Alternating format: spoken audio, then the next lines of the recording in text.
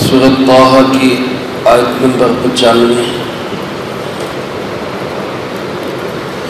الحمدللہ وکفیٰ والسلام علی عبادہ الذین اصطفیٰ، خصوصاً علی سید الرسل وخاتم الانبیاء وعلی آلہ واصحابہ الاتقیاء۔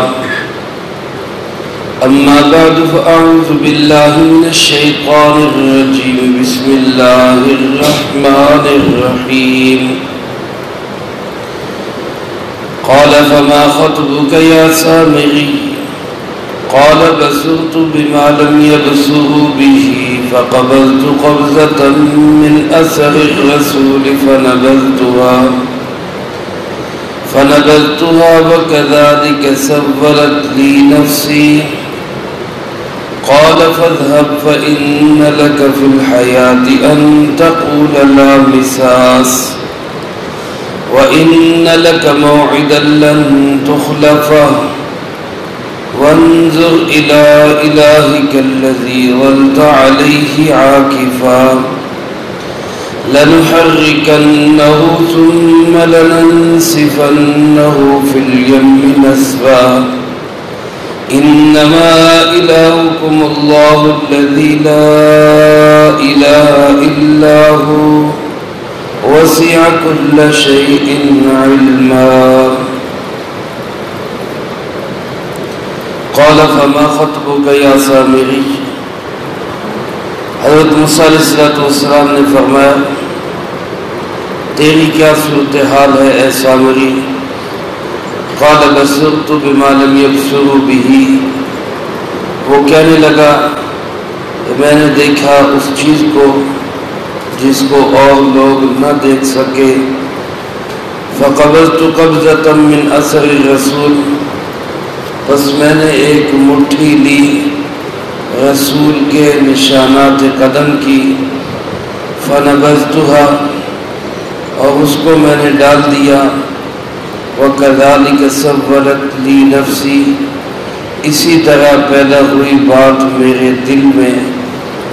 قَالَ فَاذْهَبْ، حضرت موسیٰ علیہ السلام نے فرمایا چل نکل جا۔ فَإِنَّ لَكَ فِي الْحَيَاةِ، یقیناً تیرے لیے زندگی میں یہی سزا ہوگی۔ أَن تَقُولَ لَا مِسَاسَ، کہ تو کہتا پھرے گا کہ مجھے مت ہاتھ لگاؤ۔ وَإِنَّ لَكَ مَوْعِدًا لَن تُخْلَفَ، اور یقیناً تیرے لیے ایک وعدہ ہے جس کی ہرگز خلاف ورزی نہیں کی جائے گی۔ وانظر الی الہک، اور اب تو دیکھ اپنے اس بنائے ہوئے خدا کی طرف۔ الذی ظلت علیہ عاکفا، جس پر تو جھکا پڑا ہے۔ لنحرکنہ، ہم ضرور اس کو جلائیں گے۔ ثم لننسفنہ فی الیم نسفا، اور پھر اس کو اڑا دیں گے سمندر میں بکھیر کر۔ انما الہکم اللہ الذی، کوئی شک نہیں تمہارا معبود وہ اللہ ہے۔ لا الہ الا ہو، جس کے سوا کوئی معبود نہیں۔ وسع کل شیء علما، ہر چیز کو وہ وسعت کیے ہوئے ہے علم کے اعتبار سے۔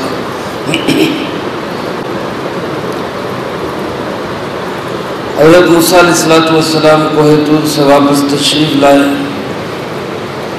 اللہ رب العزت نے اگرچہ کوہ طور پہ ہی قوم کے فتنے میں مبتلا ہونے کی اطلاع فرما دی تھی، لیکن جب آگے خود اپنی آنکھ سے صورتحال کو دیکھا تو بہت رنجیدہ خاطر ہوئے۔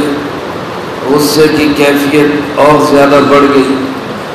طبیعت میں جلال پہلے ہی تھا، پھر اللہ کا اس انداز سے مقابلہ اور شرک دیکھ کر، اور ایک مجسمے اور بنائے ہوئے بچڑے کو اللہ کے برابر قرار دیے جانے کے منظر کو دیکھ کر حضرت موسیٰ علیہ السلام شدید غصے اور رنج میں مبتلا ہوئے، اور اپنے بھائی حضرت سیدنا ہارون علیہ السلام کو بھی سرزنش کی، اور پھر اس کے بعد سامری کی طرف مخاطب ہوئی جو اس گمراہی کی اصل جڑ اور بنیاد تھا، جو بظاہر ان کے ساتھ شامل تھا لیکن در حقیقت وہ مومن نہیں تھا، بنی اسرائیل میں سے نہیں تھا۔ اس نے منافقت کے طور پہ ان کا ساتھ اختیار کیا ہوا تھا۔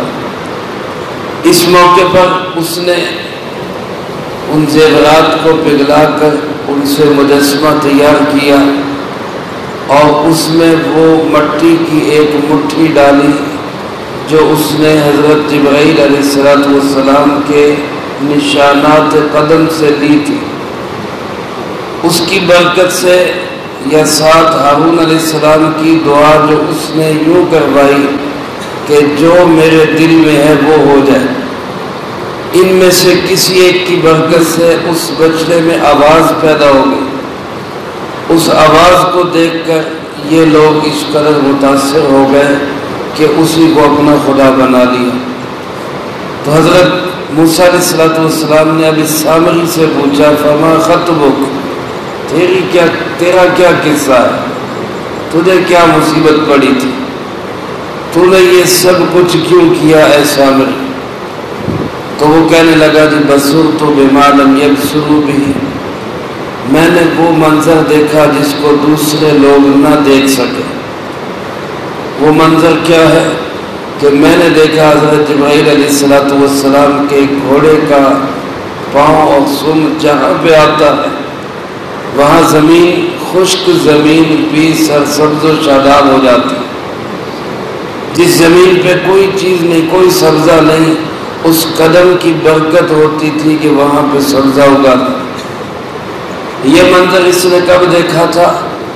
بعض حضرات فرماتے جس وقت بنی اسرائیل اس سمندر سے پار ہو گئے تھے اور فرعونی ابھی سمندر کے پرلے کنارے پہ کھڑے تھے، تو اس دوران اللہ پاک نے حضرت جبرائیل علیہ السلام کو ایک گھوڑے پہ سوار کر کے بھیجا کہ جاؤ آپ اس طرح کی صورتحال پیدا کرو کہ فرعون بھی اپنے لشکر سمیت وہ اس سمندر کے اندر اتر جائے۔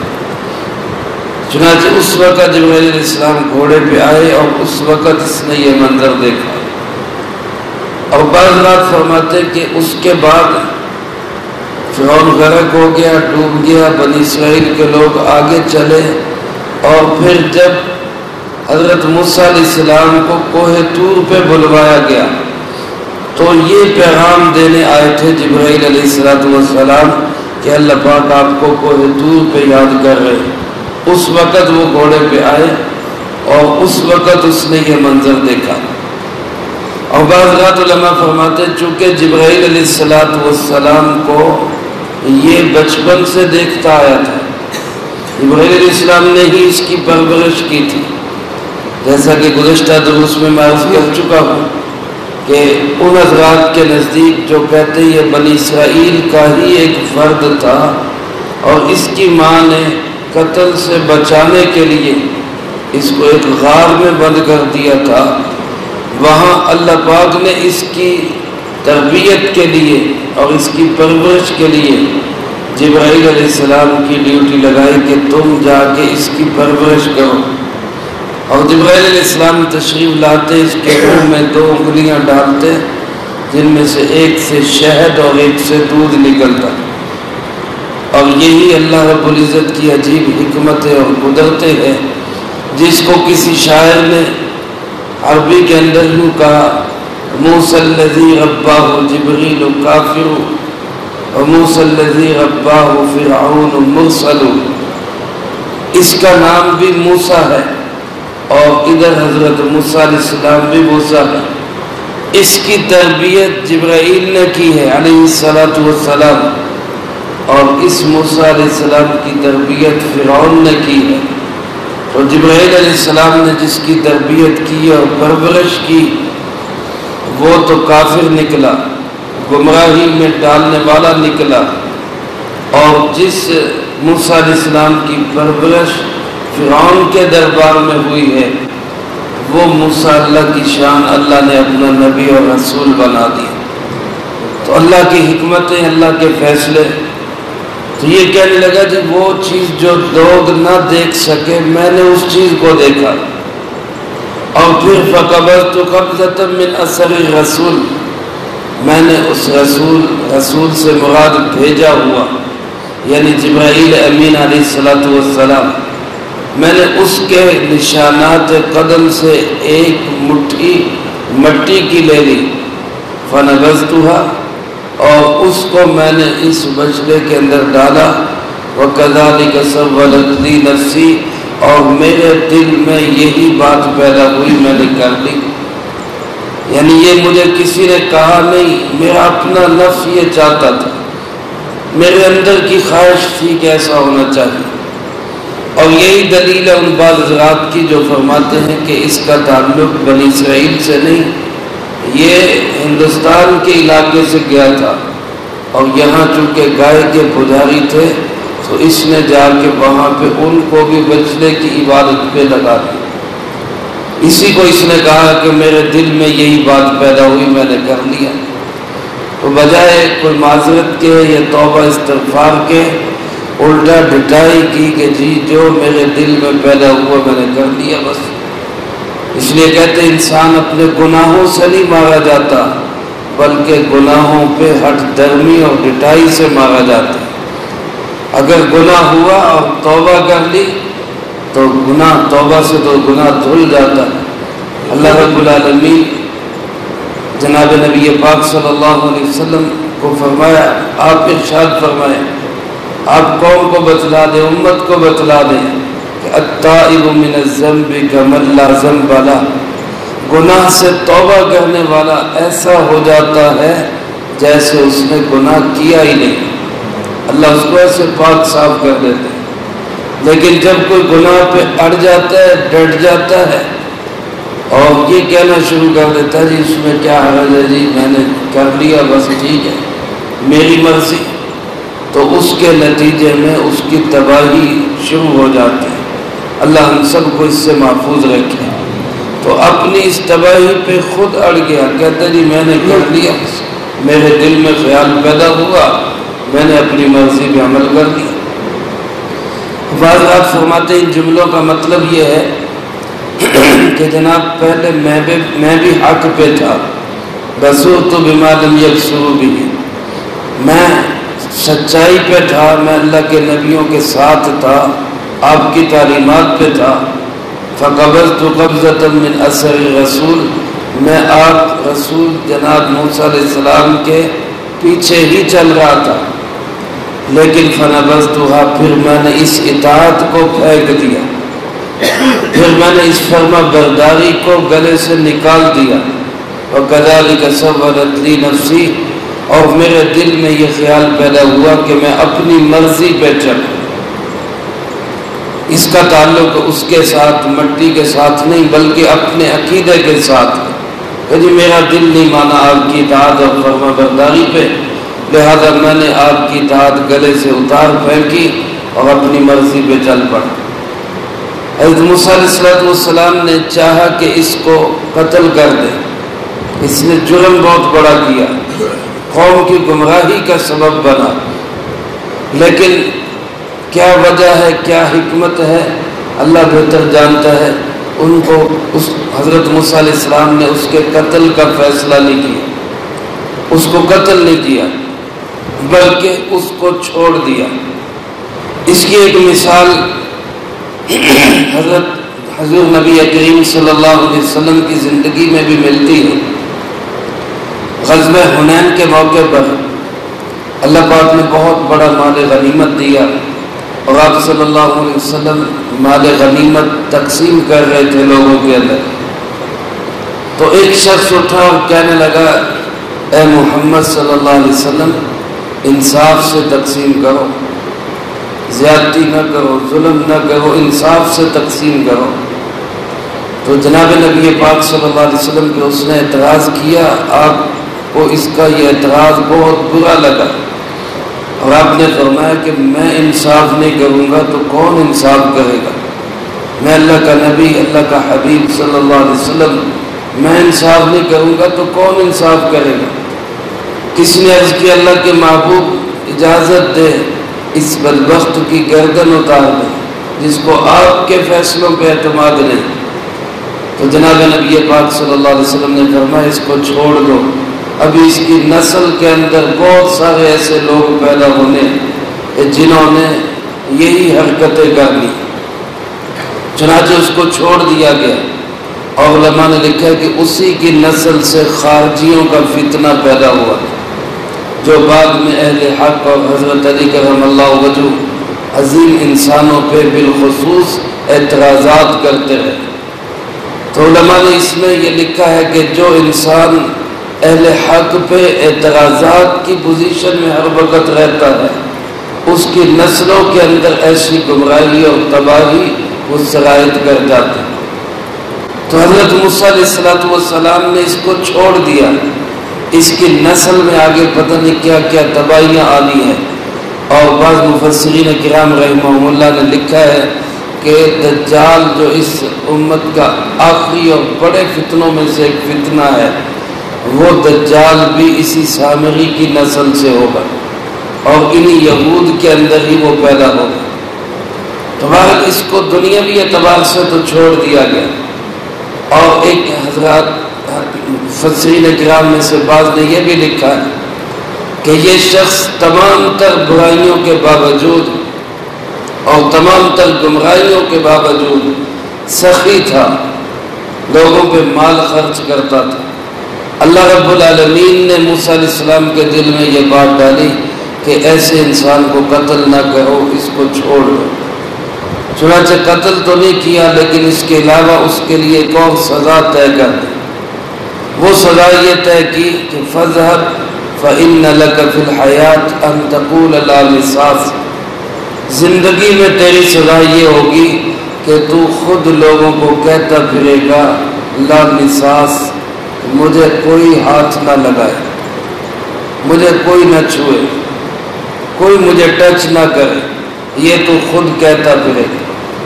بعض حضرات فرماتے کہ یہ بائیکاٹ کا حکم تھا، تو موسیٰ علیہ السلام نے اپنے لوگوں کو بھی کہا کسی نے اس کے ساتھ کوئی معاملہ نہیں کرنا، اس کو الگ کر دو، سب اس کے ساتھ کسی طرح کا کوئی لین دین، کوئی میل جول، کوئی ملاقات، کوئی تعلق نہیں رکھنا۔ لوگوں نے اس پہ عمل کیا اور یہ شخص تنہا ہو گیا، وہاں رہتے ہوئے یہ الگ تھلگ ایک وحشیوں کی طرح اس کی زندگی ہو گئی کہ کوئی اس کو منہ نہیں لگاتا۔ اور بعض فرماتے ہیں اللہ پاک کی طرف سے یہ سزا اس طرح بھی دی گئی کہ اس کے بعد یہ شخص کسی کو چھو لیتا تو اس کو اور اس کو دونوں کو شدید بخار ہو جاتا، اس کو کوئی ٹچ کر لیتا تو تب بھی یہی صورتحال ہوتی کہ دونوں کو شدید بخار ہو جاتا۔ چنانچہ اب یہ جہاں بھی جاتا کوئی اس کے قریب بھی آنے لگتا تو یہ کہتے لا مساس، لا مساس، مجھے ہاتھ نہ لگانا، مجھ سے دور رہو، میرے قریب نہ ہو، کہیں ایسا نہ ہو مجھے یہ تکلیف شروع ہو جائے۔ تو دنیا کے اندر تو اس کو یہ اذیت ہوئی۔ اور بعض اوقات فرماتے ہیں یہ جو چھوت چھات کے نظریے ہیں کہ کسی کو بیمار کو جراثیم لگ جاتے اور جناب کسی کے جوٹے کا پانی نہیں پینا، اس سے جو ہے یہ بیماری آگے پھیل جاتی، تو یہ سارے چھوت چھات کے نظریے اور عقیدے ہندوؤں کے اندر جو زیادہ ہیں وہ بھی سارے کے سارے اسی سے آگے چلے۔ ہمیں تو اسلام نے یہ سکھایا اگرچہ بیماریاں بعض بیماریاں متعدی بھی ہوتی ہیں لیکن وہ بیماریاں از خود نہیں لگتی، وہ بھی کس کے حکم سے لگتی ہے؟ اللہ کے۔ تو یہ چھوت چھات یہ کوئی چیز نہیں ہے، سب انسان وہ اللہ کے بندے ہیں اور کسی کے جھوٹ کے اندر کوئی کسی طرح کی بیماری نہیں۔ تو بہرحال یہ کہتا پھرتا تھا کہ مجھے جو ہے وہ کوئی ہاتھ نہ لگائے۔ اور دوسرا فرمایا وَإِنَّ لَكَ مَوْعِدًا، تیرے لیے ایک اللہ کے ہاں وقت بھی طے شدہ لن تخلفا، جس کی ہرگز خلاف ورزی نہیں ہوگی۔ اس وقت سے مراد بعض حضرات فرماتے قیامت اور موت کا وقت ہے، جب وہ آئے گی اور تیری اصل سزا وہاں سے شروع ہوگی۔ بعض فرماتے اس سے مراد یہ دجال کی آمد ہے۔ ایک اور بھی وعدہ ہے تیری نسل کے ساتھ، تیری ذریت میں ایک شخص پیدا ہوگا جو تیری طرح لوگوں کی گمراہی کا سبب بنے گا، اس وعدے کی ہرگز خلاف ورزی نہیں ہوگی۔ چنانچہ رسول اللہ صلی اللہ علیہ وسلم نے بھی پیشین گوئیاں فرمائی کہ قرب قیامت میں دجال آئے گا۔ مقام لد پہ اسرائیل کے اندر جہاں پہ اب ایک ایئرپورٹ بنا ہوا ہے، بڑا شہر ہے، اس شہر کے اندر حضرت عیسیٰ علیہ السلام کے ہاتھوں وہ قتل ہوگا، اور یہ اس سامری کی ہی نسل کا ایک فرد ہے جو دجال بن کے دنیا کے اندر ظاہر ہوگا۔ تو اللہ پاک ارشاد فرماتے کہ یہ بھی سزا اس کو دی گئی کہ اس کی نسلوں کے اندر بھی گمراہی اور تباہی پھیلے۔ جب انسان اہل حق کے ساتھ محبت رکھتا ہے، نیک لوگوں سے محبت رکھتا ہے، تو اس کی نسلوں کے اندر نیکی اور ہدایت اور رشد اور صلاح چلتی ہے۔ اور جب انسان نیک لوگوں سے عداوت اور دشمنی رکھتا ہے، بغض رکھتا ہے، تو پھر اس کی نسلوں کے اندر وہ گمراہیاں پھیلتی ہیں جن کا تصور بھی نہیں کیا جا سکتا۔ اللہ ہمیں ہماری نسلوں کو گمراہیوں سے محفوظ رکھے۔ اس کے بعد موسیٰ علیہ السلام نے فرمایا اب دیکھ تیرا یہ بنایا ہوا خدا جس کو تو نے خود معبود بنایا اور لوگوں کو بھی اس پہ لگانے کی کوشش کی، دیکھ اب ہم اس کا کیا حشر کرتے ہیں۔ الذی ظلت علیہ عاکفا، جس پہ تو جھکا پڑا تھا کہ ہم اس کو نہیں چھوڑیں گے، لنحرکنہ، ہم اس کو ضرور جلا دیں گے اور پھر اس کی راکھ کو ہم سمندروں میں بہا دیں گے، سمندروں میں اڑا دیں گے۔ اگر تو وہ بچڑا واقعی گوشت پوست کا بن گیا، جیسا کہ بعض حضرات مفسرین کرام کی رائے ہے کہ زیورات سے اس کو تیار کیا، لیکن جب اس میں وہ مٹی ڈالی تو وہ گوشت پوست کا بچڑا بن گیا، جیسے عام گائے کا بچہ ہوتا ہے۔